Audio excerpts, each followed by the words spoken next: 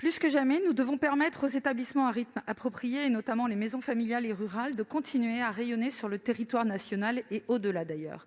Nous en avons toutes et tous dans nos départements et connaissons leur excellence. Elles participent à l'animation de territoires ruraux, voire très ruraux.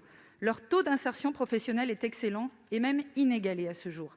Elles savent aller chercher des jeunes au profil toujours singulier, dont certains sont en difficulté, voire en échec avec l'institution scolaire classique, pour les amener, par une autre pédagogie, à la réussite professionnelle.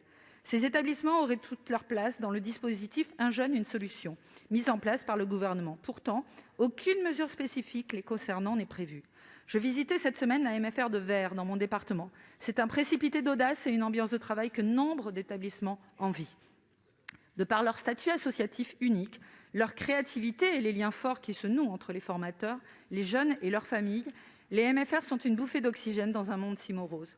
Quand j'ai interrogé Victor, Camille, Chloé et les autres sur la façon dont ils voyaient les choses, j'ai été saisie par leurs réponses. Ces jeunes croient en l'avenir, croient en leurs projets.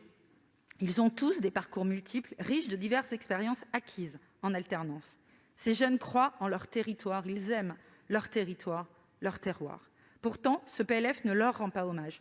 Le coût unitaire de formation par élève versé par l'État est en moyenne de 9 900 € pour les établissements agricoles publics. Il n'est que de 4 500 € pour une MFR. Quelle méprise!